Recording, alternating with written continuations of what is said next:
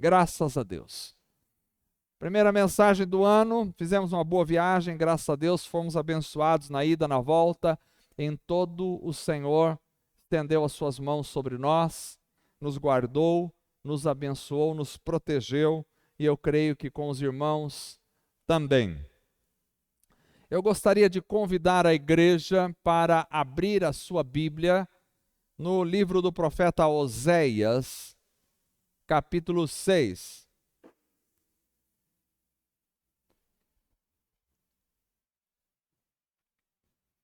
Então você está lá em Salmo, Provérbios, Eclesiastes, Cantar, Isaías, Jeremias, Lamentações, Ezequiel e Daniel, Oséias. Depois do livro de Daniel, você tem Oséias. Capítulo 6 de Oséias.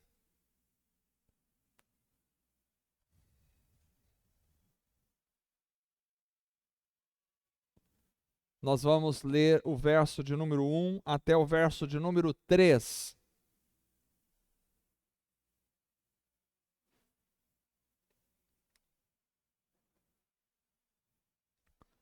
Diz assim a palavra do Senhor: Vinde e tornemo-nos ao Senhor, porque Ele despedaçou e nos sarará, feriu e nos atará a ferida. Depois de 2 dias, nos dará a vida. Ao terceiro dia nos ressuscitará e viveremos diante dele. Então, conheçamos e prossigamos em conhecer ao Senhor. A sua saída, como a alva, é certa, e ele a nós virá como a chuva serôdia que rega a terra. Amém. Graças a Deus. Vamos orar novamente. Graças te damos, Senhor, pela tua palavra maravilhosa. Tua palavra é viva, eficaz e poderosa. Tua palavra atua nos nossos corações, na nossa alma, na nossa vida. Tua palavra é poderosa para fazer a diferença. E nós te louvamos, Senhor. Te louvamos por estar juntos. Te louvamos por estarmos aqui.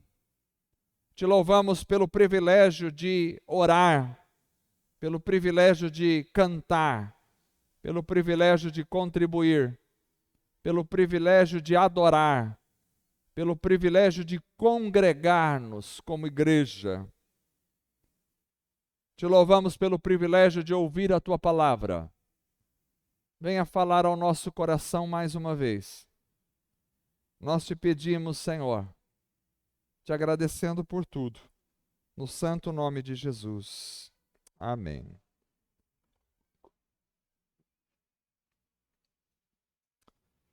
Irmãos, há uma pergunta, e ela sempre se repete, e eu acredito que o começo do ano, é claro, muda o calendário, não mudam muitas coisas, mas emocionalmente, todo começo do ano acaba nos afetando de alguma forma. E sempre fica uma pergunta: qual é o projeto para este ano? Qual é o objetivo que deve permear não só este ano, mas todos os anos? Existe algum projeto de vida, existe algum objetivo que todos nós, seres humanos, temos que ter? Por que estamos aqui?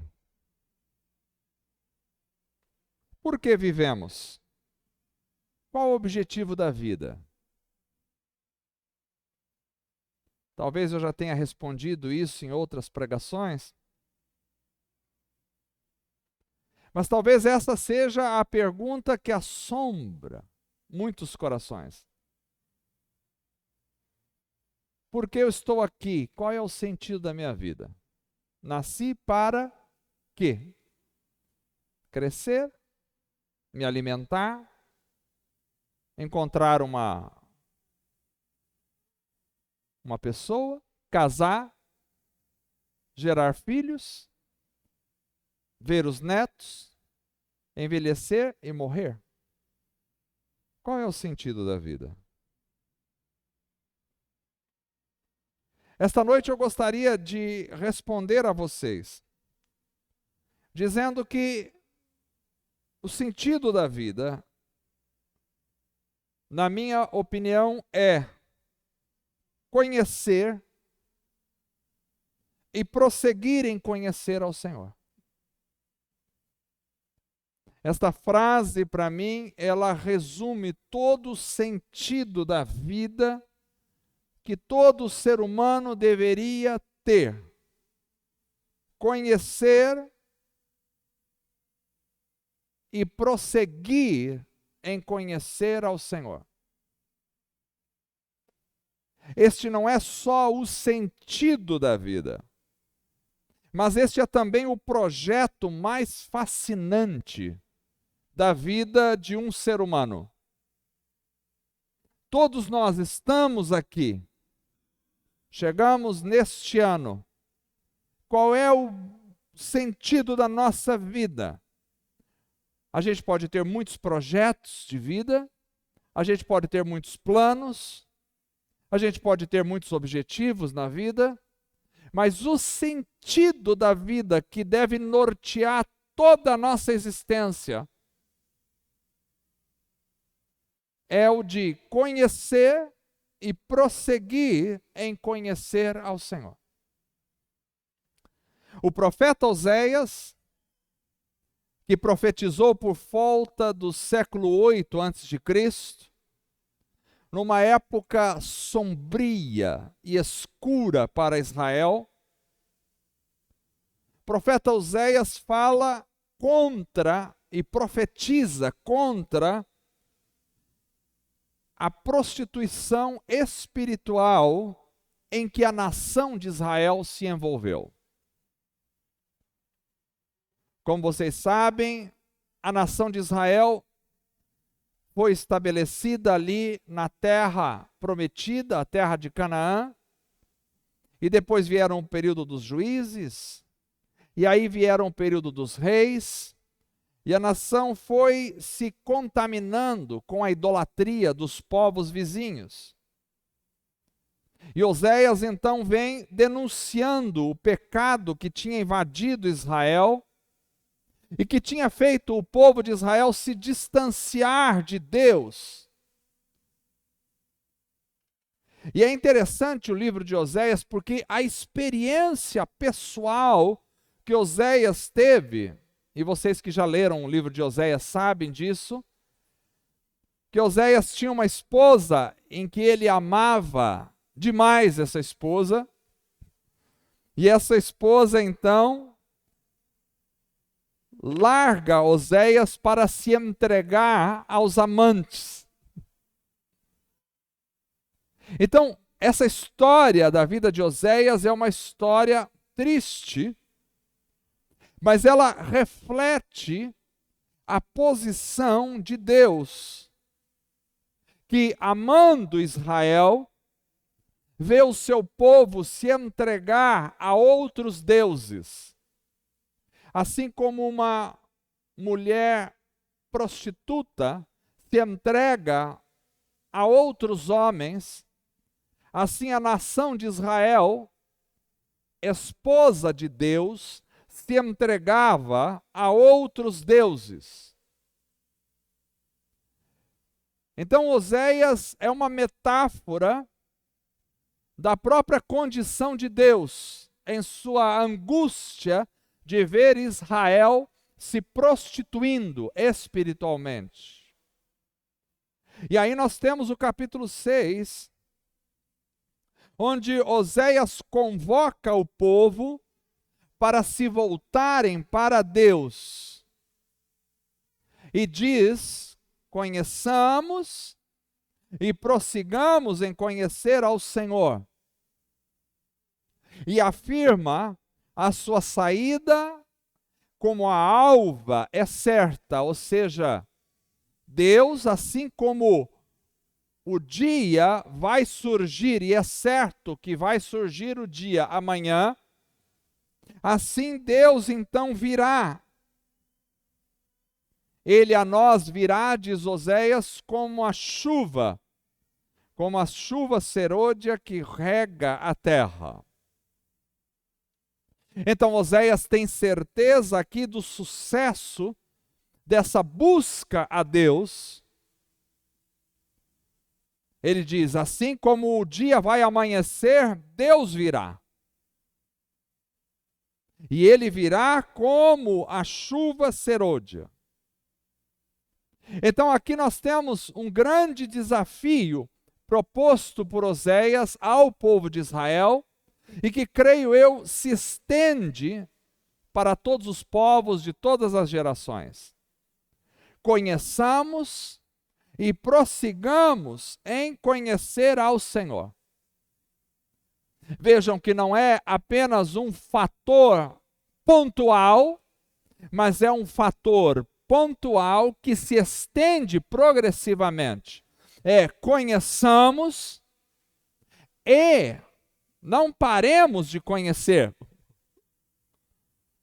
Conheçamos e progressivamente continuemos conhecendo ao Senhor. Prossigamos em conhecê-lo. Não é só conhecer, é prosseguir em conhecer. E aí fica uma pergunta: este é o projeto mais fascinante da vida de um ser humano e que deveria ser o objetivo maior, o objetivo norteador de todos nós. Qual é o seu objetivo de vida? Deveria ser: eu quero conhecer e prosseguir em conhecer ao Senhor durante toda a minha vida. Este é o meu maior objetivo. E aí fica a pergunta: como então conhecer ao Senhor? Se este é o princípio maior da vida de todo ser humano que quer viver uma vida de sentido aqui na terra, então, como conhecer a Deus? E aí eu trago alguns princípios esta noite. Primeiro,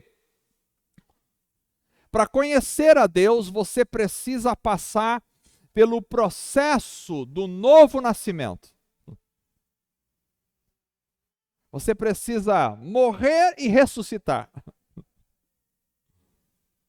O processo do novo nascimento tem a ver com morte, tem a ver com arrependimento de pecados, tem a ver com abrir mão da vida, tem a ver com tomar a sua cruz e seguir a Jesus. Tomar a cruz é caminhar para a morte. Morrer para este século, morrer para os desejos deste mundo. O novo nascimento tem a ver com voltar-se para Deus, voltar-se da morte para a vida. Me parece que é isso que está nos versos 1 e 2 que lemos. Vinde, tornemos ao Senhor. Nos viremos para Deus, voltemos para Deus. Ele fala do processo de morte porque ele despedaçou e nos sarará, feriu e nos atará a ferida. Depois de 2 dias nos dará a vida, ao terceiro dia nos ressuscitará e viveremos diante dele. Então, para conhecer a Deus, eu preciso primeiro dar o primeiro passo, que é voltar-me para Ele. Voltar para Deus é mudar de direção. Israel estava numa direção errada. Israel estava numa direção idólatra. Israel estava numa direção do pecado. Eles precisavam abandonar aquele caminho e voltar para Deus. Israel tinha alvos que não eram os alvos que Deus tinha para ele. Irmãos, às vezes nós estamos tão somente direcionados para nós mesmos. Às vezes o nosso alvo é a gente mesmo. Tudo que eu quero é o meu bem-estar. Tudo que eu quero é me sentir bem. Tudo que eu quero é estar bonito. Tudo que eu quero é conseguir realizações na minha vida. Às vezes nós estamos voltados para os nossos alvos. Alguns estão voltados para os seus próprios pecados. Outros estão voltados para si mesmos. Outros estão voltados para a sua própria família. Mas esta noite é preciso entender que precisamos nos voltar para Deus. E voltar para Deus é sair do caótico para o organizado. É sair das trevas para a luz. É sair da morte para a vida. Vinde e tornemos ao Senhor. Há necessidade de se voltar a Deus. Ele despedaçou e vai sarar. E o despedaçar aqui era a consequência do pecado de Israel. Mas depois de 2 dias nos dará a vida, ou seja, ao terceiro dia ressuscitará e viveremos diante dele. Ou seja, é aquilo que está ferido, que está quebrado, que está destruído, que está em trevas, que está morto, que precisa passar pela ressurreição. E é interessante esse texto porque ele fala sutilmente daquilo que aconteceu com Jesus. Ele foi ferido pelos nossos pecados, que recaiu sobre ele a nossa iniquidade.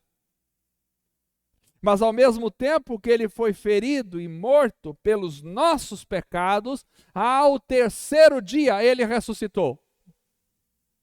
Ele profetiza que essa ressurreição ao terceiro dia nos ressuscitará. Ele profetiza a esperança ao terceiro dia.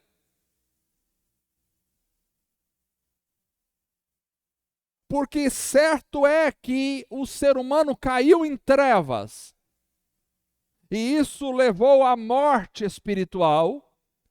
Mas há uma esperança, e a esperança está no terceiro dia. Porque assim como Cristo ressuscitou ao terceiro dia, todo aquele que se voltar, quem olhar para mim será salvo, disse o Senhor. Todo aquele que se voltar para Deus ao terceiro dia, receberá a ressurreição, ou seja, provará da ressurreição. Sairá da morte para a vida, sairá das trevas para a luz, sairá da ferida para a cura, sairá do inferno para o céu, sairá do opróbrio para a vitória, todo aquele que olhar para o Senhor. Então, me parece claro que para conhecer a Deus, eu não tenho como conhecer a Deus estando em trevas. Eu não tenho como conhecer a Deus estando morto. Eu não tenho como conhecer a Deus sem passar pelo processo da vida. Eu não tenho como conhecer a Deus sem ressuscitar. E Paulo diz, vós já ressuscitaste com Cristo. Então, para conhecer a Deus, eu preciso dar o primeiro passo, que é receber em mim a ressurreição. E receber em mim a ressurreição significa estar voltado para Deus e não para mim mesmo. Eu não estou falando aqui de frequência em cultos, eu não estou falando aqui de batismo nas águas, eu não estou falando aqui de tomar ceia, eu não estou falando aqui de tempo de cristão, eu estou falando aqui de gente que estava voltado para si mesmo e de repente voltado para si mesmo, achando que estava vivo, estava morto. Achando que estava na luz, estava nas trevas. E precisava tirar os olhos de si mesmo e olhar para Deus. Tornemos ao Senhor, e então Ele nos ressuscitará ao terceiro dia. Para conhecer a Deus, eu preciso conhecer a ressurreição. Sem conhecer a ressurreição, eu não tenho como conhecer e muito menos como prosseguir em conhecer ao Senhor. Então, primeiro eu preciso passar pela ressurreição. A ressurreição. Eu sei que a gente fala da ressurreição muitas vezes apontando para as pessoas que estão no mundo, mas às vezes até mesmo aqueles que estão entre nós precisam passar pela ressurreição. Estão mortos, precisam ressuscitar. Para conhecer ao Senhor, eu preciso passar pela ressurreição. Mas não é só isso. Para conhecer ao Senhor e prosseguir em conhecer ao Senhor, eu preciso também encontrar prazer e alegria no Senhor. Irmãos, eu sei, nós temos muitos prazeres e muitas alegrias na vida. Viajar é um dos meus prazeres preferidos. Eu amo viajar.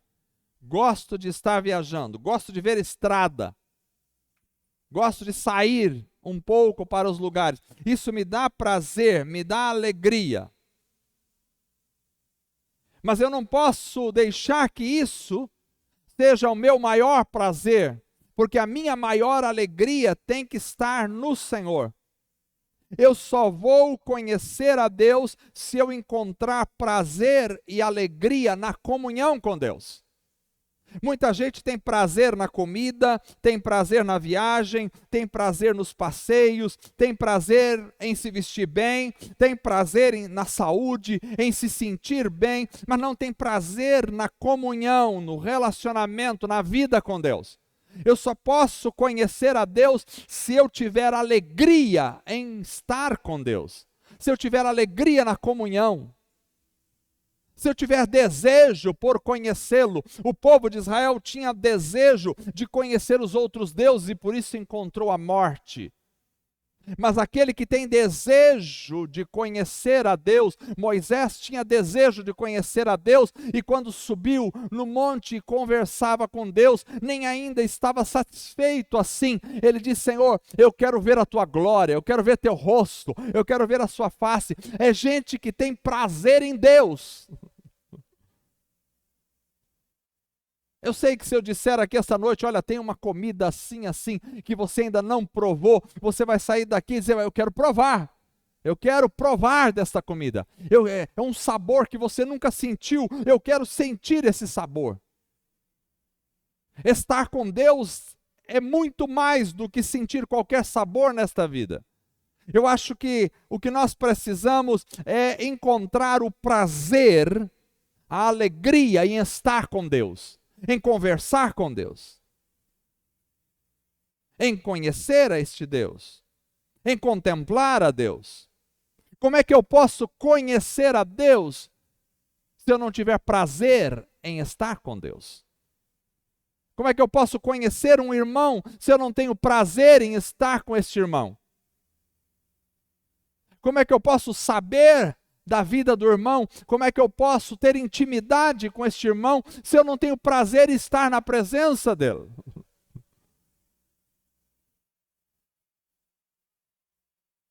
Para conhecer a Deus, eu tenho que ter alegria em estar com Deus.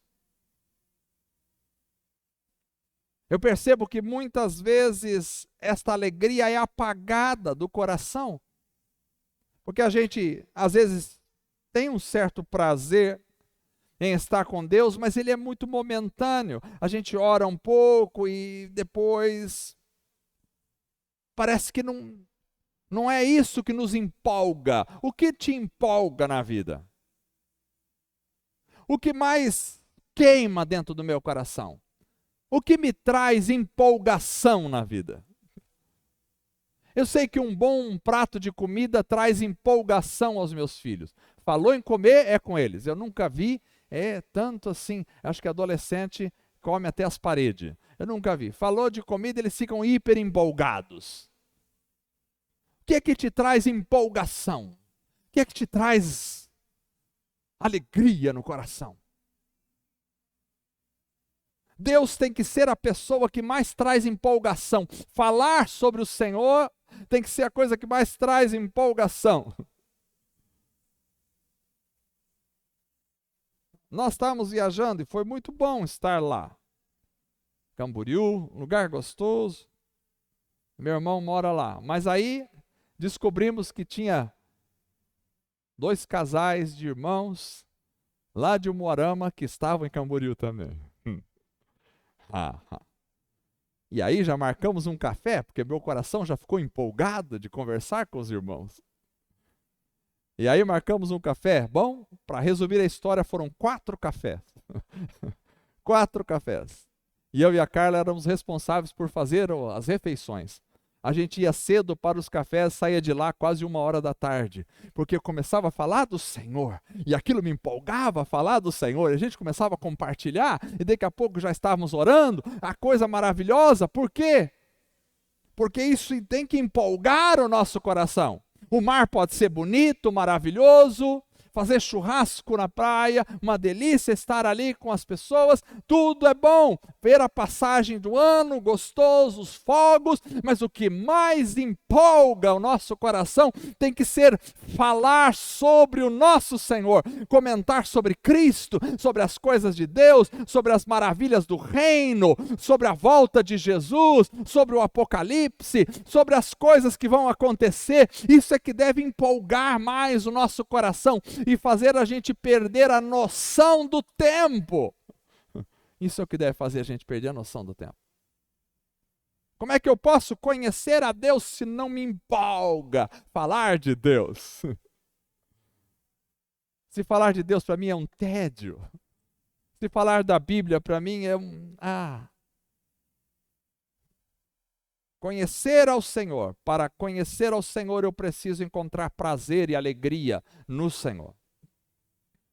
Além disso, para conhecer ao Senhor, eu preciso me dedicar à oração, como vocês já sabem, e à leitura da palavra. Preste atenção, isso é muito básico, a gente sempre fala disso, eu sei, mas eu tenho que falar de novo. Não há como conhecer a Deus sem passar tempo de leitura na sua palavra, porque Deus é revelado aqui. É nas Escrituras que nós conhecemos a Deus. Deus não vai aparecer lá no seu quarto para você, não vai vir um anjo lá para te explicar quem é Deus. Deus é revelado nas Escrituras, então não tem como a gente conhecer e prosseguir em conhecer ao Senhor se nós não tivermos tempo com as Escrituras. Precisamos ler esta palavra, lê-la.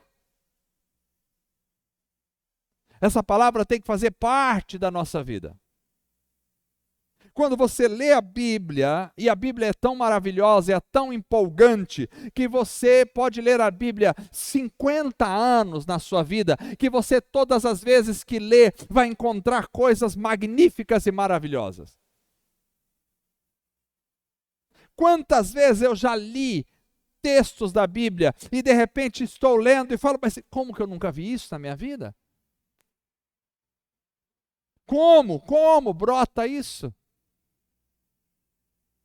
Esses tempos atrás estava lendo o livro de Jó, e eu sempre lia Jó, e os primeiros capítulos são interessantes, mas depois começa lá os amigos de Jó, fala isso, fala aquilo, fala outro, e eu não entendia muito aqueles negócios com os amigos de Jó, mas aí um dia estava lendo Jó, e de repente, uma luz entrou na minha mente, abriu meus olhos, e eu enxerguei algo que nunca tinha enxergado naquele momento. Eu não vou falar agora, porque senão eu vou me empolgar demais. Mas é maravilhoso. Uma vontade de ler e cada vez mais ler, e Deus me revelou algo das Escrituras maravilhoso no livro de Jó. A Bíblia é viva. Não é um livro comum. Não é mais um livro na estante. Não é um amontoado de papéis. Não. A Bíblia é a palavra de Deus, é a revelação para nós. Se você não amar a Bíblia, não lê-la, não praticar o que está aqui, você nunca conhece a Deus. Só há uma forma de conhecer ao Senhor, é conhecendo a palavra do Senhor.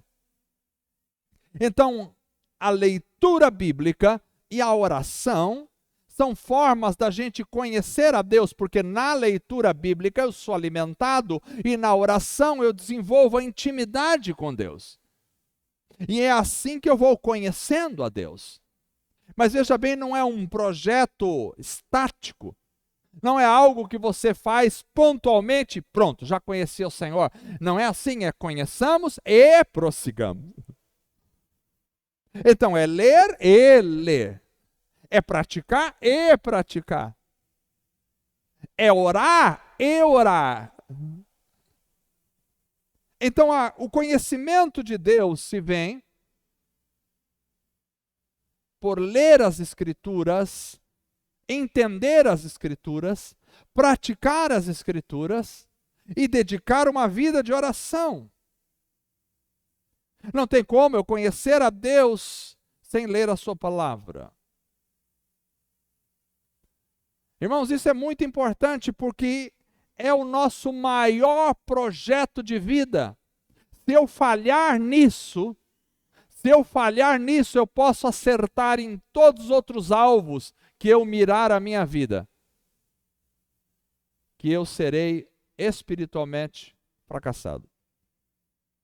Se eu falhar em conhecer e prosseguir em conhecer a Deus, eu posso ser um ótimo pai de família, eu posso ter dado certo na vida material, eu posso ter sido um ótimo cidadão, eu posso ter descoberto o Brasil e feito muita coisa interessante, que se eu falhar no projeto de vida, que é conhecer e prosseguir em conhecer ao Senhor, todo o resto está comprometido. Serei um fracasso espiritual. Agora, por outro lado, se eu acertar o alvo de conhecer e prosseguir em conhecer ao Senhor, eu posso passar a minha vida e de repente não encontrar alguém para casar. Eu posso passar a minha vida e de repente viver com um salário mínimo e nunca me tornar um grande empresário na vida. Eu posso passar a minha vida e daqui a 100 anos ninguém nem lembrar do meu sobrenome e de quem eu fui nessa terra, que eu serei um vencedor na vida espiritual. Isto é o mais importante. Por isso eu diria aos irmãos que para conhecer e prosseguir em conhecer ao Senhor, além de experimentar a ressurreição, além de encontrar prazer e alegria no Senhor, além de me dedicar ao estudo, prática da palavra e à oração, para conhecer e prosseguir ao Senhor, talvez eu vou precisar passar por situações difíceis e sofrimentos na vida. Há situações difíceis e sofrimentos que vêm sobre a nossa vida. Muitas vezes elas vêm para nos fazer conhecer mais a Deus. Porque é nas dores da vida e é nas lutas que eu conheço a provisão de Deus. É quando muitas vezes eu estou numa situação que eu digo, e agora, Deus, que eu não sei mais o que vai. É nesse momento que eu vou conhecer o poder libertador, transformador. É que eu vou conhecer a cura de Deus. É que eu vou conhecer a provisão, o sustento de Deus. É que eu vou conhecer a força de Deus, a fortaleza de Deus. É que eu vou conhecer o poder confortador do Espírito Santo. Só conhece o quanto o Espírito Santo é consolador e confortador quem passou angústia e tristeza e foi confortado e foi consolado pelo Espírito Santo. Só conhece de experiência o poder curador e sarador de Deus quem esteve à beira da morte e foi curado. Só conhece o poder incentivador de Deus, aquele que estava desanimado e foi animado por Deus.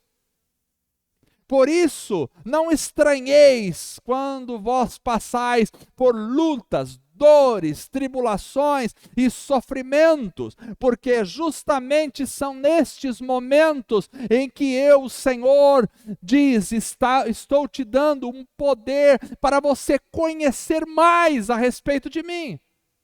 Então, se eu preciso passar sofrimentos nessa vida para conhecer mais a Deus, que assim seja. Porque é muito melhor conhecer a Deus do que viver uma vida tranquila, entre aspas, e morrer sem conhecê-lo.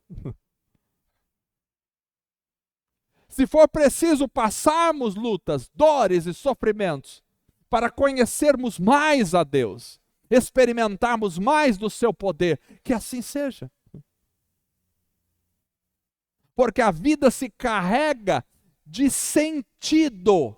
Quanto mais você conhece a Deus, mais sentido tem a sua vida. Quanto menos você conhece a Deus, menos sentido tem a sua vida.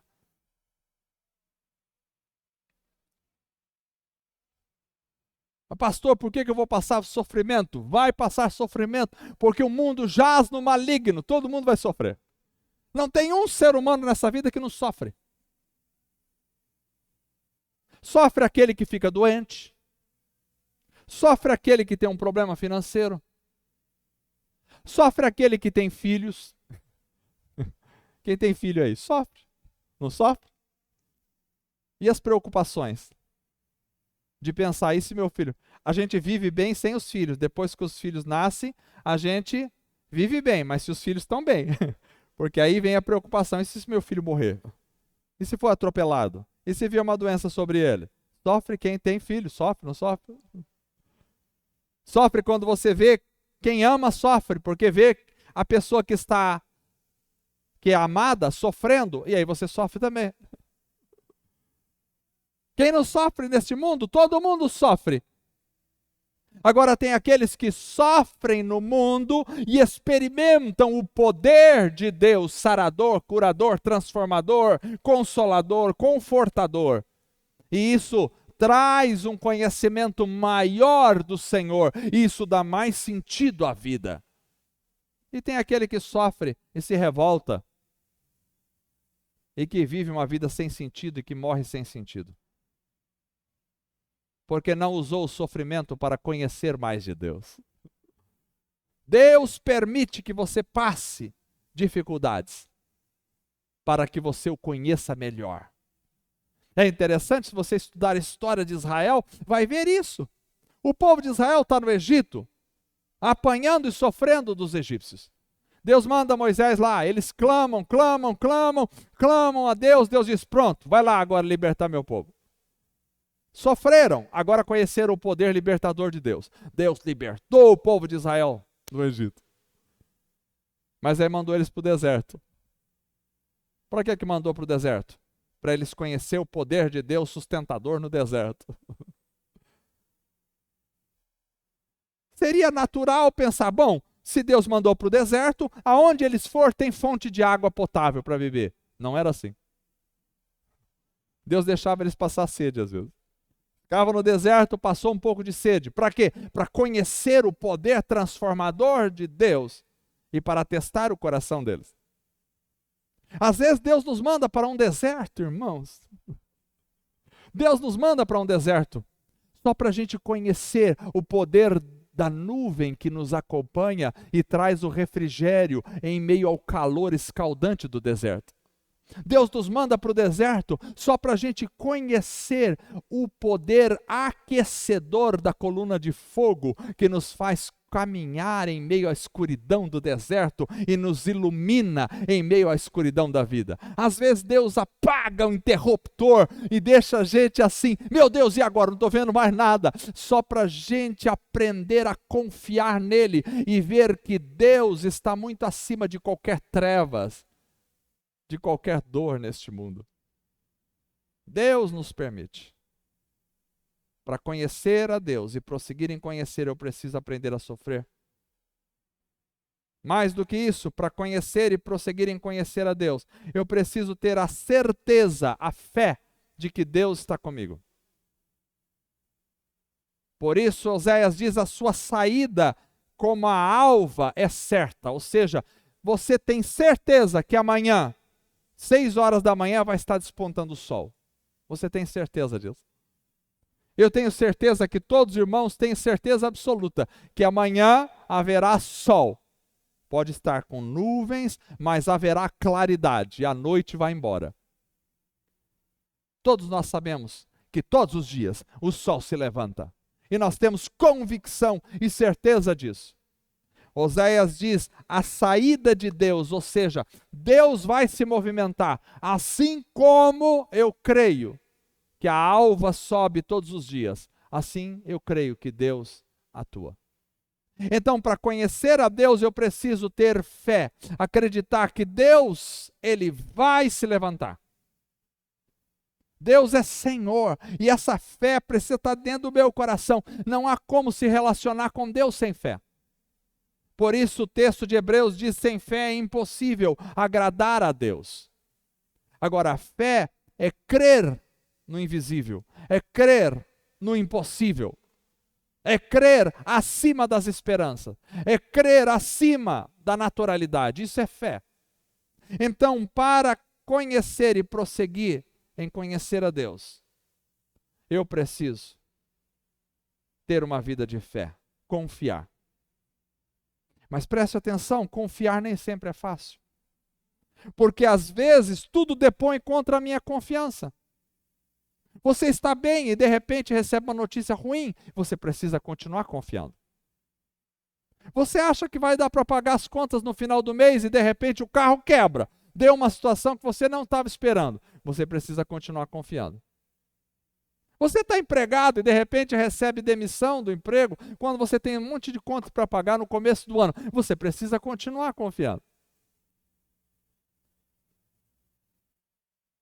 Você estava pensando em uma coisa e não deu nada certo, você precisa continuar confiando. Fé é confiar no escuro. É acreditar mesmo que eu não veja. Alguém esses dias dizia, eu não vejo Deus. Fé é crer sem ver. E a relação com Deus só pode ser estabelecida na base da fé. Você tem que acreditar. Para conhecer Deus, eu preciso ter fé. Mas em último lugar, para não começar o ano pregando muito longo, né? Em último lugar, para conhecer e prosseguir em conhecer a Deus, eu preciso experimentar a chuva serôdia.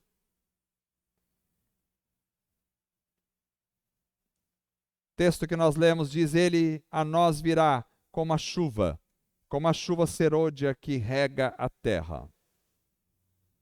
Ora, o que é a chuva serôdia? A chuva serôdia pode ser definida como a chuva de primavera. Assim como a chuva temporã está relacionada ao período de outono em Israel. Então, ambas as chuvas fazem parte do planejamento agrícola no Oriente Médio. Porque lá chove muito pouco. Então, nessas regiões, a terra vai ser semeada na época da chuva temporã, que vem em outono. Então, eles sabem, chuva de outono, chuva temporã. Então, ele vai semear a terra nesse período, porque a chuva temporã vai germinar a semente. Só que essa não é a única chuva. Na época da primavera, vai surgir então aquilo que eles chamam de chuva serôdia, ou seja, é aquela que vai fortalecer as plantações e preparar a terra para a colheita. Aquilo que foi germinado no outono vai estar preparado na primavera. Então a chuva serôdia é aquela que vem para fortalecer e preparar a planta para a colheita. A chuva serôdia é a que fortalece a planta. É interessante isso porque o envio do Espírito Santo é comparado na Bíblia ao derramar da chuva serôdia de Deus sobre o povo. vieram os apóstolos, vieram os profetas anteriores, e isso foi a chuva temporã, onde lançou-se a semente. Mas o Espírito Santo foi derramado, e isso é comparado biblicamente à chuva serôdia, onde ele veio para fortalecer aquilo que vai ser colhido, a colheita. O Espírito Santo prepara a terra para a colheita. Então, irmãos, para conhecer a Deus, eu preciso provar dessa chuva serôdia, ou seja, eu preciso provar do Espírito Santo. Eu preciso ser revestido do poder do Espírito Santo. Porque é este poder do Espírito Santo, que é essa chuva serôdia, é que me prepara para a colheita final que virá. A colheita dos grãos maduros que virá. Então o Espírito Santo é a chuva que desceu sobre a terra para preparar a igreja para o arrebatamento, a colheita final. E para conhecer a Deus eu preciso experimentar esta chuva serôdia no meu coração. Ou seja, o efeito, a ação, o poder e a presença do Espírito Santo. Todos nós precisamos. Não há como conhecer a Deus vazio do Espírito de Deus. Este ano é um ano que nós devemos buscar, e buscar com mais afinco, ser cheios do Espírito Santo. Eu convoco a igreja para um ano de busca por um avivamento. Nós precisamos, irmãos. Irmãos, isto não é uma brincadeira. Se você sai daí, eu fui visitar igreja. Eu não gosto de visitar igrejas na viagem, não posso falar aqui, mas eu não gosto. Eu fui visitar, não dá, irmãos, não dá. Belas igrejas, lindas, estruturadas, belas estruturas de templo, milhares de pessoas, mas não há o poder do Espírito Santo, vazio, vácuo. Nós precisamos do poder do Espírito Santo. Nós precisamos ser cheios do Espírito Santo. Precisamos de uma igreja que seja renovada, cheia do poder do Espírito Santo. O que tem muito aí fora é apenas casca, nada de conteúdo. Só aparência, e as aparências são vazias, não tem o poder de Deus. Você entra numa reunião e você sai de lá com raiva, não vê a hora de acabar o culto, porque não tem o poder de Deus, porque não tem a ministração da palavra verdadeira, porque não tem a ação do Espírito Santo. Eu não estou aqui julgando igrejas, irmãos, não estou aqui para isso, mas estou falando de um diagnóstico que está espalhado por todo o Brasil e por todo o mundo. Aonde você vai, é só frieza espiritual, é só teologia da prosperidade, é só bobagens pregadas nos púlpitos. Eu não estou falando que todos os lugares são assim, estou falando no geral. Existem sim os fiéis que ainda falam a verdade do Evangelho, mas em geral são bobagens e mais bobagens pregadas nos púlpitos, e não há o poder do Espírito Santo. Eu saí dessa viagem com uma vontade maior ainda de ser cheio do Espírito Santo, porque uma igreja vazia do Espírito Santo dá vontade de sumir. Você não quer estar lá, é um lugar terrível, é um lugar onde não tem paz de espírito, é uma pregação que dá vontade de sair correndo e não voltar nunca mais na vida. Mas um lugar onde tem o poder do Espírito Santo, as pessoas querem estar juntas toda hora. Precisamos ser renovados pelo poder do Espírito. Precisamos. A chuva serôdia foi derramada e nós precisamos nos molhar nesta água. Precisamos beber dessa chuva. Conheçamos e prossigamos em conhecer o Senhor. Este é o único e maior projeto da nossa vida. Se falharmos ali, falhamos em tudo. Mas só conhecemos a Deus se formos cheios do poder do Espírito de Deus. Não há como conhecer a Deus e prosseguir em conhecer a Deus vazios do Espírito Santo. Não há. Nós precisamos, irmãos, agarrar isso com as duas mãos. Precisamos fazer deste ano um ano de busca por um avivamento na nossa vida.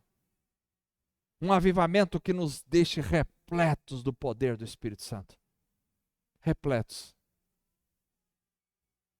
Nós vamos fazer as reformas, e as reformas são importantes. Precisa fazer, tirar essa cortina feia que está aqui? Sim. Mas não adiantará termos um templo bonitinho, tudo organizadinho, se a nossa reunião for vazia de Deus. Eu prefiro estar debaixo de um pé de manga, tomando chuva, mas ser cheio do poder do Espírito Santo, do que estar num templo lindo, com ar-condicionado, com geladeira, com suco para os irmãos tomarem, Coca-Cola, pizza para comer, e estarmos todos vazios do poder do Espírito Santo. O ano de 2025 precisa ser um ano decisivo na nossa vida, de buscarmos o Senhor. Buscar ao Senhor. Buscar e me achareis, quando me buscares de todo o vosso coração. Buscar-me-eis e me achareis. Eu tive 2 sonhos nesta praia. E eu pregava esta mensagem: buscar-me-eis e me achareis, quando me buscares de todo o vosso coração. Buscar-me-eis e me achareis, quando me buscares de todo o vosso coração. Esta é a mensagem para nós essa noite. O que queremos? Queremos crescer no conhecimento do Senhor. Conheçamos e prossigamos em conhecer ao Senhor todos os dias da nossa vida. Vamos ficar em pé.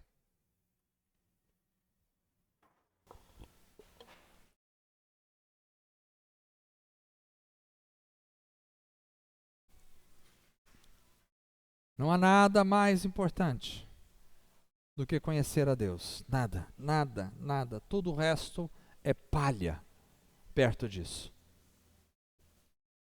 Passar pelo processo do novo nascimento, arrependimento, sair das trevas para a luz, encontrar prazer e alegria no Senhor, se dedicar à palavra, à oração, à prática, sabendo que por momentos difíceis passaremos e sofrimentos, mas isso nos levará a conhecer mais a Deus, tendo a certeza da ação de Deus e experimentando a chuva serôdia em nossos corações. O Espírito Santo foi derramado e está na terra, é para mim e é para você. Vamos orar. Senhor Jesus, esta noite estamos aqui e queremos conhecer mais o Senhor. A Tua palavra diz: conheçamos e prossigamos em conhecer ao Senhor, e nós queremos fazer isso. Que esse seja o nosso maior objetivo, o nosso maior projeto de vida, Senhor.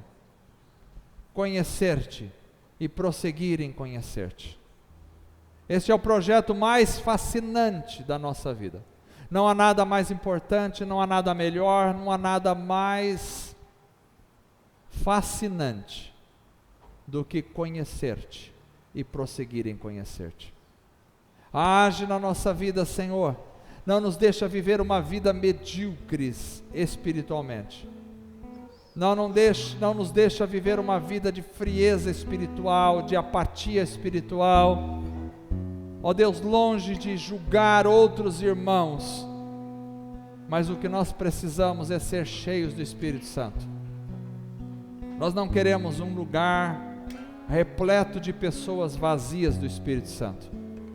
Não queremos um templo para 1.000 pessoas, para 2.000, para 3.000 pessoas, lotado de gente vazia. Queremos ser cheios do Espírito Santo. Venha reverter, Senhor, o nosso quadro. Venha transformar a nossa vida, assim como a alva sobe todos os dias. Nós sabemos que o Senhor agirá. A Tua palavra diz: buscar-me-eis e me achareis, quando me buscardes de todo o vosso coração. É a Tua palavra e nós cremos na Tua palavra. Manda que essa chuva serôdia, Senhor, venha fortalecer a nossa vida, preparada para a colheita, assim queremos estar. Ó Deus, age nesses corações, e que tudo seja para a glória do Senhor, e que este ano seja um ano de avivamento para a nossa vida, um ano de avivamento. Nós clamamos e continuaremos clamando por um avivamento, Senhor, até que a chuva nos inunde do poder da Tua presença. Seja conosco, ó Deus, nós oramos em nome de Jesus. Amém. Vamos cantar com alegria essa noite.